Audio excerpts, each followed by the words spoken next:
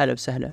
اليوم بوريكم واحدة من وصفاتي المفضلة لتحضير الدجاج، وهي طريقة الدجاج بالصوص الحلو والحار. وصفة سهلة وتحضيرها بسيط إن شاء الله وما ياخذ وقت، فخلونا نبدأ. أول شيء عندي هنا الفلفل البارد، ونبي نقطعه لشرايح طولية وبننقل على جنب مؤقتا. وبعد كذا البصل، ونفس الشيء نبي نقطع لشرايح. وآخر شيء عندنا البصل الأخضر، نبي ناخذ القسم الأبيض منه ونقطع الأغصان طويلة تكون بنفس حجم الفلفل تقريبا. وعندي هنا أفخاذ دجاج، وممكن تستعملون الصدور، نبي نقطعها لقطع صغيرة وبننقلها على جنب مؤقتا. طيب بنجهز الصوص، وفي زبدية خلط بنحط ثوم مهروس وزنجبيل مهروس، وبنصب فوقهم صوص حار وحلو وأي براند ينفع. وبعد كذا بنحط خل رز وصويا خفيفة وشوي زيت سمسم. وآخر شيء نشا ذرة بيخلي الصوص يثقل شوي، وبنمكس كل شيء زين. بنجيب الدجاج المقطع وبنصب مقدار نص كوب من الصوص اللي سويناه على الدجاج، وبنبدأ نقلبه زين.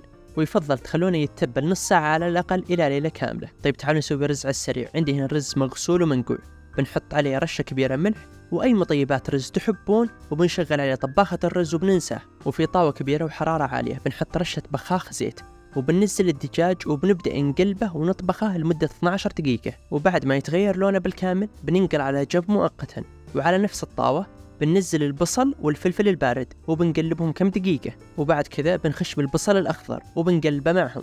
وبعدها بننزل الدجاج وأي عصارة طلعت منه وبنحركه مع الخضروات. بنرجع ننزل باقي الصوص اللي سويناه كله فوق الدجاج والخضروات، وبنمكس كل شيء زين. وإحنا الحين على حرارة أقل من النص، وفي هاللحظة بتشم ريحة النكهات الآسيوية لهالطبق وهي فوق الخيال. طيب كيف توزعون الحصص والكميات؟ وفي أكثر من طريقة.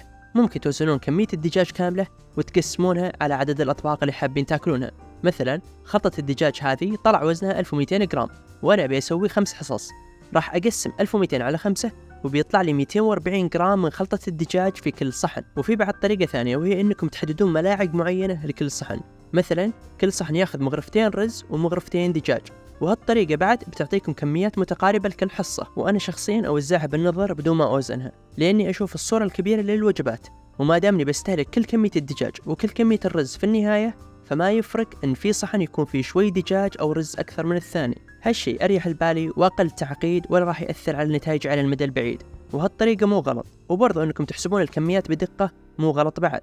انتوا شوفوا اللي يناسبكم وطبقوه. عموما بعد ما وزعت الكميات كاملة على الصحون زينتها بشبت، وبكذا وصفتنا صارت جاهزة. وتعالوا نشوف السعرات. سعرات الصحن الواحد التقريبية هي 509 سعرات، والبروتين 40 جرام، والكربوهيدرات 61 جرام، وأما الدهون 14 جرام. والكمية اللي سويتها تكفي 5 حصص. أتمنى أن وصفتنا اليوم عجبتكم، ولو حابين وصفات زيها فضروري تشيكون على كتاب الطبخ حقي. وبرضو استغلوا كود الخصم حق اليوم الوطني، بيخصم لكم 50% من كامل سلتكم الشرائية. بحط لكم الرابط تحت في الوصف. ولو حابين تعرفون كيف تسوون خروف مشوي بصوص الباربيكيو في الفرن فشوفوا هذا المقطع.